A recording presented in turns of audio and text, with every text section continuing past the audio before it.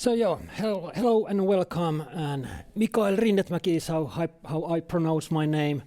And I'm the founder of SensorTrend. That's a health tech startup concentrated on diabetes. We do remote monitoring and treatment paths. And then I also have the grandiose title of Fire Ambassador of HL7 Finland.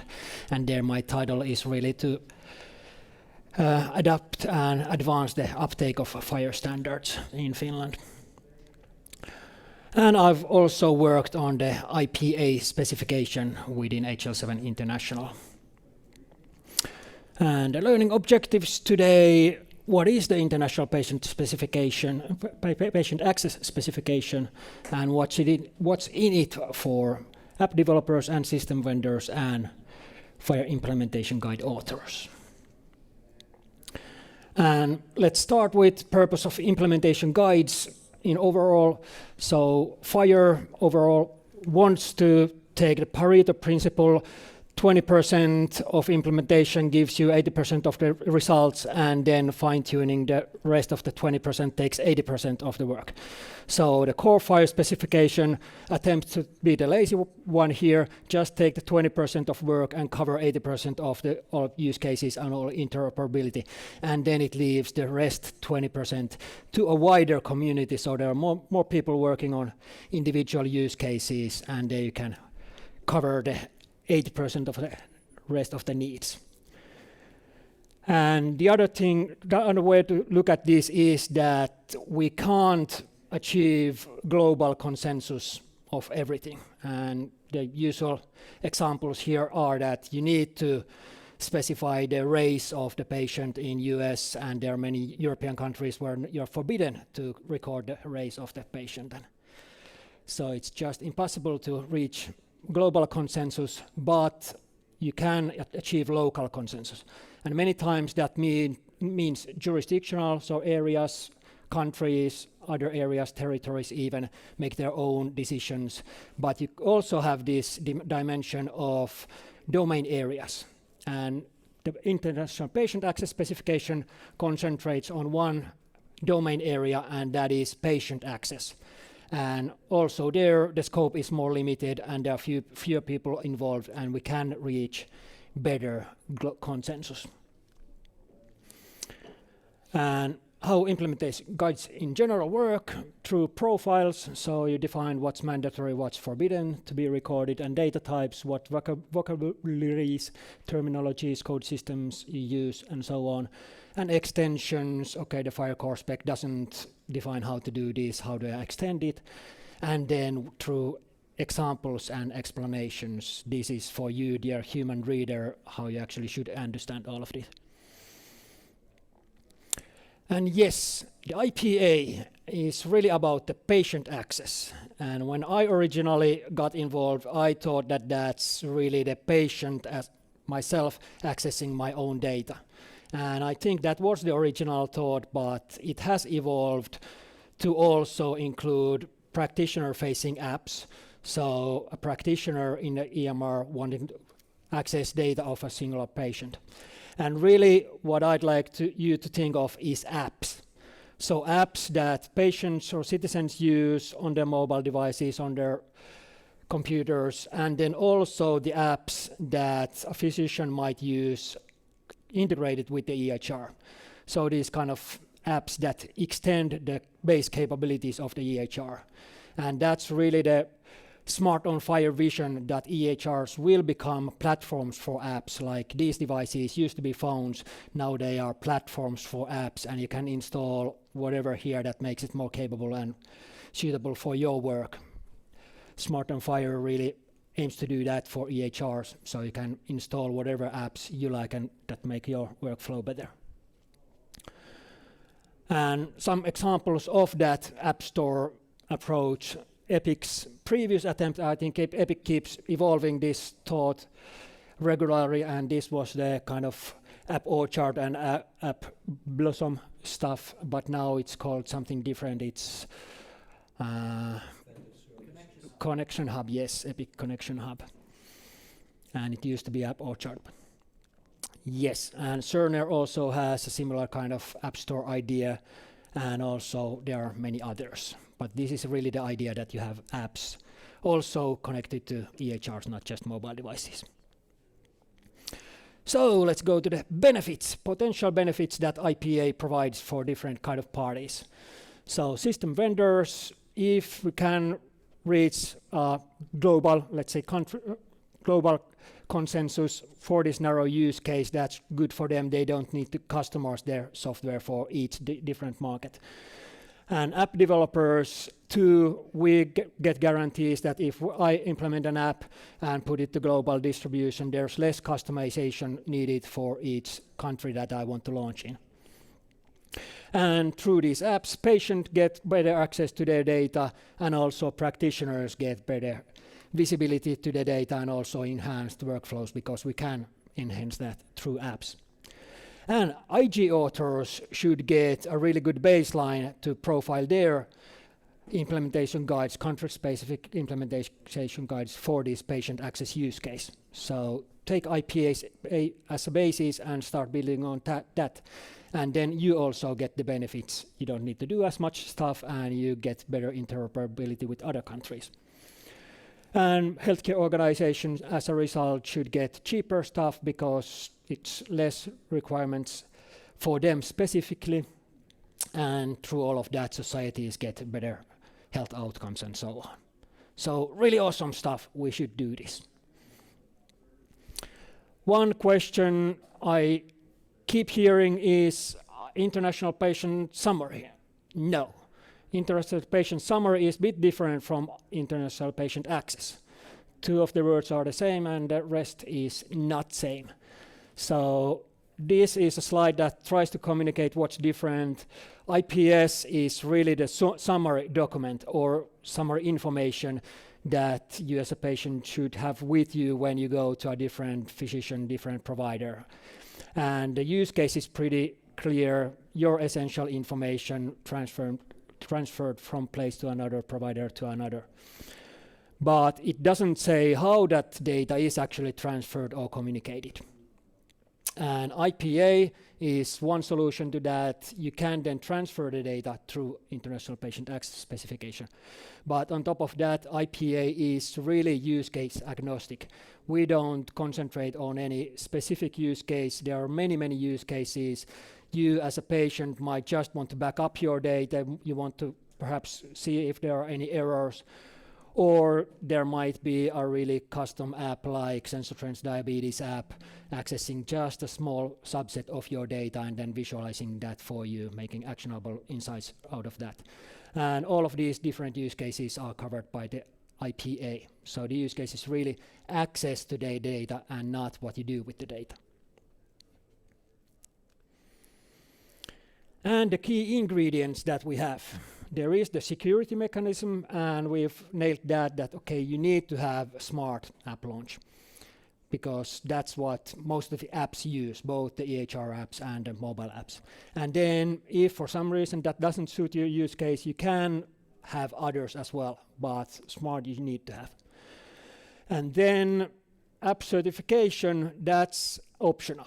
And the big learning there is that, for instance, in the US currently, anybody can just write an app and point that to a provider and fetch their own data, and they can share that app with their family or with anybody, and that anybody can just take up any app and point it to their provider and please fetch me my data.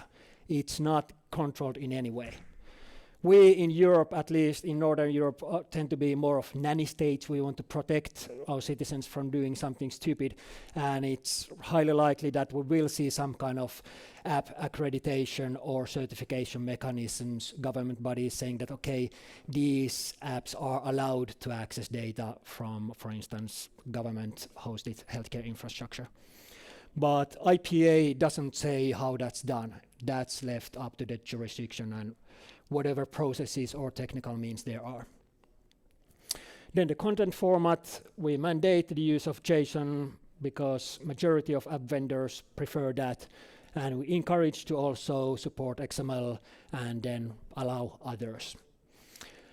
And content profiles, I'll go a bit deeper into that next, but we really attempt to take the lowest common denominator of each patient access specification that we see around the globe and say that this is what all these different IGs share. And if you as an app developer take these constraints into account, then you should be good to go wherever. And then one specific thing is the docref operation that we define in this IG. And that is how you get kind of base information or all information about yourself. And you can ask that to a specific type. Please give me the IPS document, for instance, or then just give me everything there is, or give me some kind of meaningful summary document. It might be CCDA or anything like that. So the default is left free for any implementer to choose what's the default, but there's also the type that you can use to ask for a specific type of document, and that's search, but it's an operation because it can also ask the server, please produce me this information on the fly. And this is how we started with profiling work. So we went through all the national patient access related use cases that we found, and then put out all the different resource types there were, and we saw, okay, most of these initiatives talk about patient and practitioner and observation. So we took, I think, I don't remember how many initiatives we had, but it was 10 or 9 was our limit. Okay, if so many different IGs touch this profile, then we included in the first phase of the IPA development. And it's on 1.0.0, so standard for trial use 1 publication launched in March this year. And it includes 9 main profiles, so that was what we found, and then 3 supporting profiles, and that is really these resource types refer to other resource types, and we need to get those supporting profiles defined as well. And then we have that 1 operation defined, and then 0 extensions and 0 terminologies. And currently, some implementation guides, like the Finnish-based profiles and Danish-based profiles, and one of the Vulkan real-world data IG, derive straight out of IPA, and some others, like IPS, are really into and involved with IPA, but not deriving from that directly. And this is currently a hot topic in the community. So how do you actually take benefit of IPA? And in Finland, we took the approach that we derive our profiles off of IPA because the tooling supports that really well, and that gives us really high guarantees that, okay, whatever we do is compliant with IPA.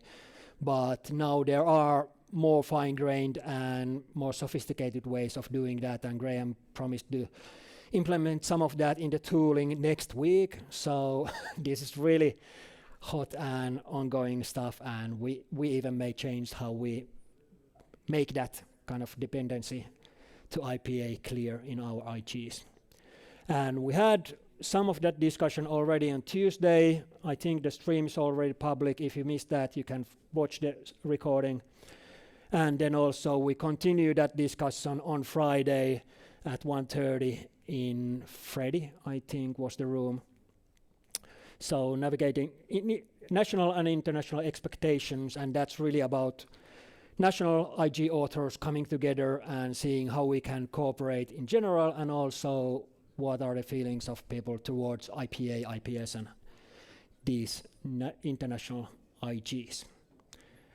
And Sheridan Cook, Isaac Vetter are the people you should talk to, and Isaac is there. Yeah. And what's up next? A new kind of must support, and also we're gonna add and update profiles. So must support has been painful or difficult or challenging for us. how do we define must support, and then all the IGs that depend on IPA, how they defined must support, and so on. And that concept hasn't been too clear for us.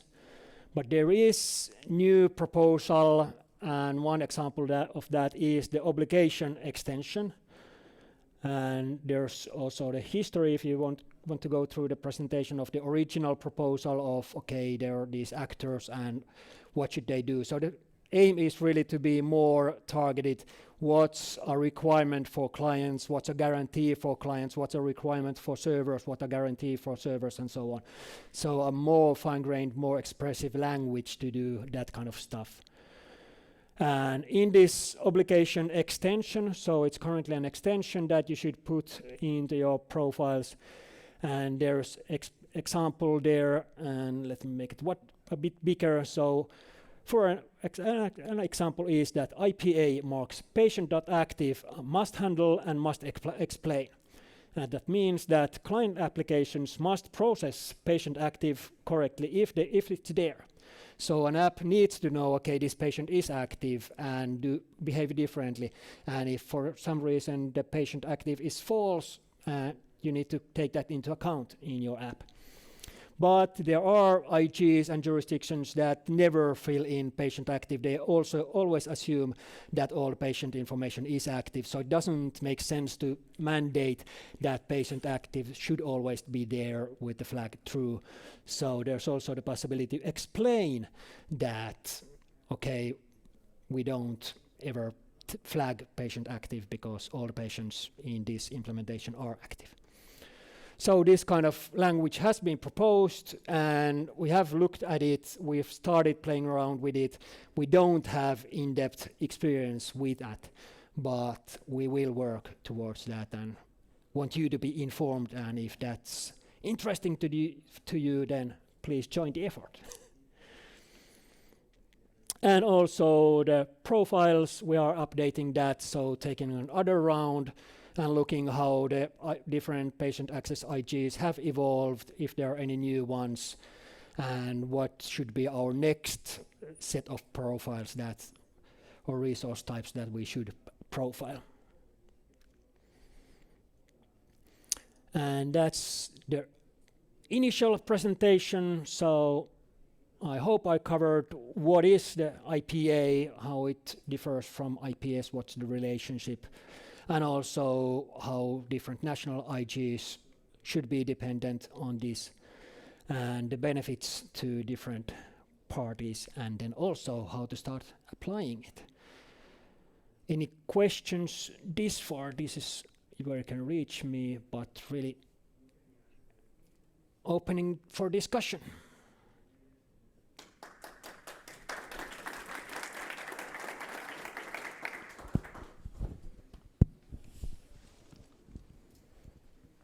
There you go.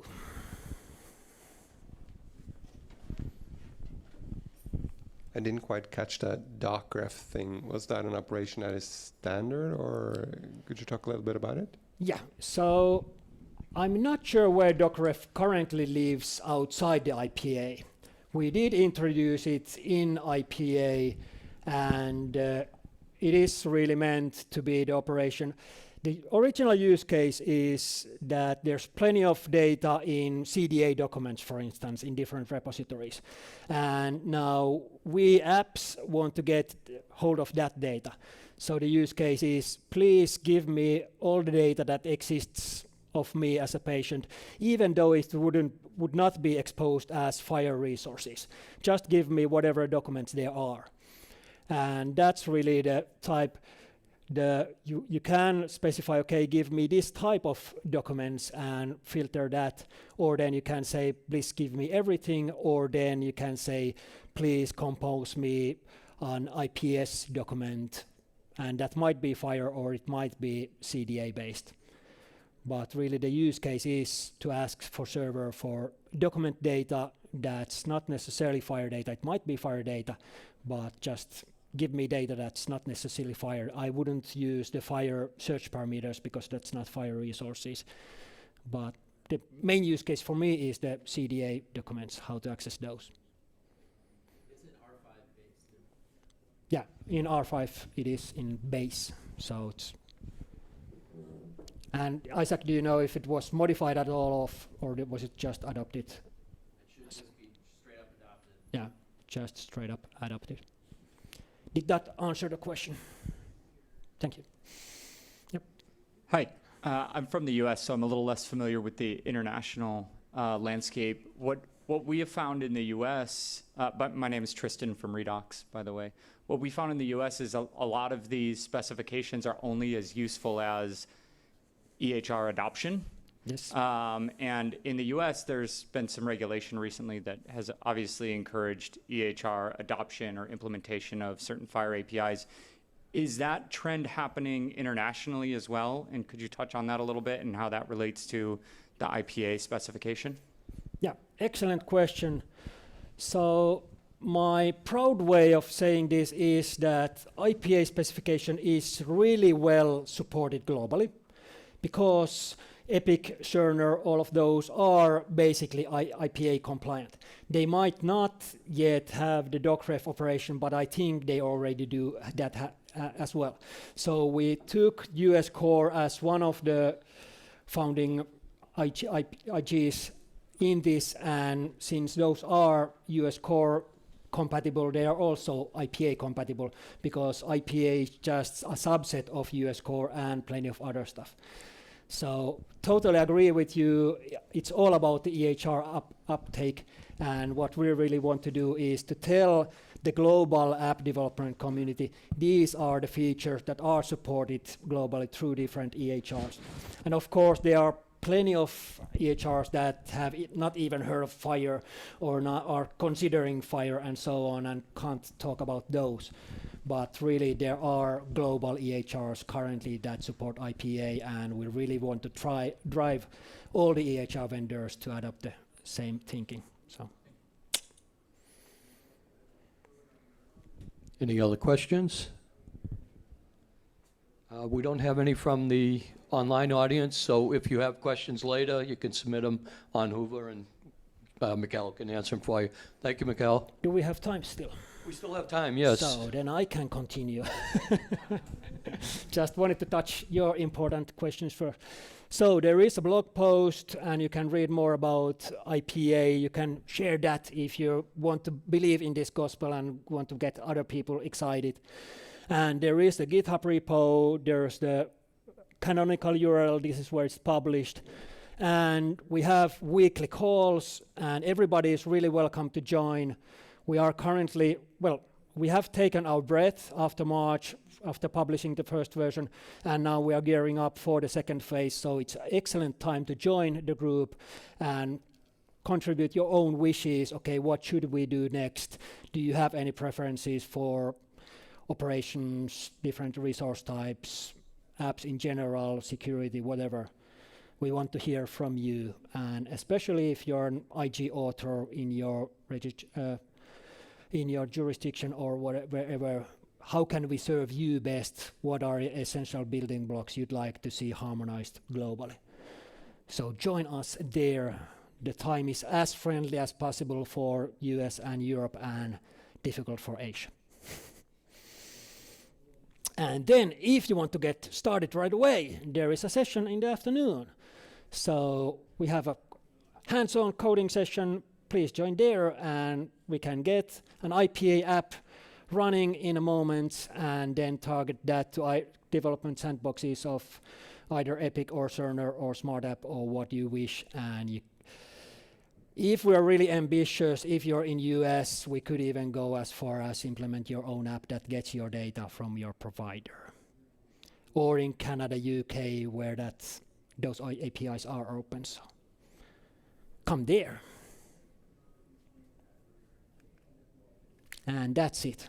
Many thanks for your attention.